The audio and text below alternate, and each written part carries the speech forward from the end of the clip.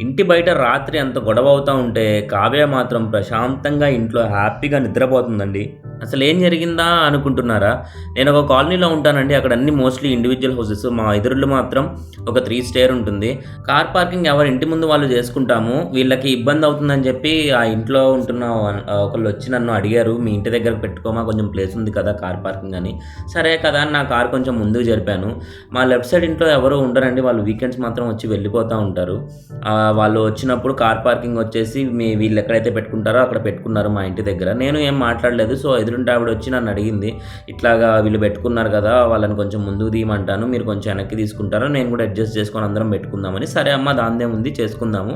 అడ్జస్ట్‌మెంట్‌లో తప్పేముందని చెప్పి అన్నాను. వాళ్ళెళ్లి అడిగితే సరే కదా! నేను కారు కొంచెం వెనక్కి తీశాను. ఈలోపు ఆవిడొచ్చింది. ఆవిడొచ్చి నా కారు ఇక్కడ సరిపోదు అది ఇది అని పక్కింటి ఆవిడొచ్చి నా మీద సీరియస్ అయింది.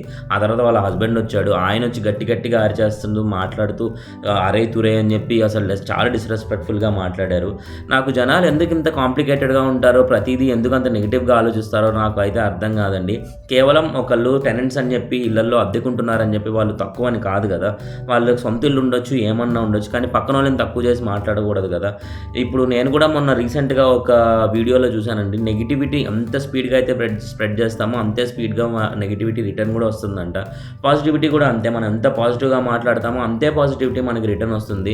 మనం మాట్లాడే మాటలు, మనం చేసే చేష్టలు సొసైటీకి ఒక ఎగ్జాంపుల్‌గా, మన చుట్టుపక్కల ఉన్న వాళ్ళకి ఒక ఎగ్జాంపుల్‌గా ఉండాలి గానీ, అది ఏంట్రా బాబు వీడు ఇంత వర్స్ట్‌గా బిహేవియర్ ఉంది. ఏంటి వీడు ఇలా మాట్లాడుతున్నాడు, ఇలా చేస్తున్నాడు అనేలా ఉండకూడదండి. అండ్ వర్స్ట్ థింగ్ ఏంటంటే వాళ్ళకి ఇద్దరు పిల్లలున్నారు. ఎవరైతే అలా రూడ్‌గా, బ్యాడ్‌గా మాట్లాడారో ఆ ఇద్దరు పిల్లలు అక్కడే నుంచొని చూస్తున్నారండి వాళ్ళ ఫాదర్ బిహేవియర్‌ని. నేనైతే చాలా కామ్‌గా ఉన్నాను. కామ్‌గా ఉండి వాళ్ళకి ఎంత ప్రశాంతంగా అయితే చెప్పగలనో అంతే ప్రశాంతంగా వాళ్ళకైతే నేను సమాధానం చెప్పాను. కానీ వాళ్ళ ఫాదర్ బిహేవియర్ చూసి ఆ పిల్లలు ఏం నేర్చుకుంటారనేది ఆయనకే తెలియాలి. అండ్ దట్ టూ పిల్లలు ఉన్నప్పుడు మనం బ్యాడ్‌గా మాట్లాడడమో, లేకపోతే అవతల వాళ్ళని డిస్‌రెస్పెక్ట్‌ఫుల్‌గా మాట్లాడితే వాళ్ళు కూడా అదే బిహేవియర్ నేర్చుకుంటారండి. మనము ఇందాక చెప్పినట్టు ఒక ఎగ్జాంపుల్‌గా ఉండాలే తప్పించి ఏంట్రా నాయనా అన్నట్టు అసల ఉండకూడదు. అండ్ దట్ టూ కర్మ ఇంతకు ముందులా లేదండి. చాలా ఇన్‌స్టంట్‌గా ఉంటుంది. మనం ఏదన్నా చేస్తే ఇమ్మీడియేట్‌గా మనకి గూగుల్ మీద ఫటాఫటామని 2 చెంపలు వాయించేసేంత ఫాస్ట్‌గా రియాక్ట్ అవుతుంది. నేనైతే ఏదో అయిపోవాలి, ఏదో జరగాలి అని నేను మాట్లాడట్లేదు. బట్ నా ఉండే ఏకైక థింగ్ ఏంటంటే ఒక చిన్న కార్ పార్కింగ్ అనేది చాలా చిన్న విషయం. ఆ చిన్న విషయానికి అడ్జస్ట్ అయ్యి ఉంటే మనము అందరము ఒకే సొసైటీలో ఉంటున్నాం కాబట్టి కొంచెం ఫ్రెండ్లీ నేచర్ అది ఇది అనేది బిల్డ్ అవుతది.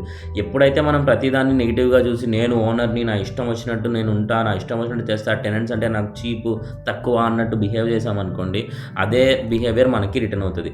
ఈ వీడియో కనుక నచ్చినట్లయితే please do like, share and subscribe. Comment మాత్రం ఖచ్చితంగా చేయండి. ఈ సిట్యుయేషన్ గురించి మీ ఒపీనియన్ ఏంటో కింద కమెంట్ సెక్షన్‌లో మెన్షన్ చేయండి.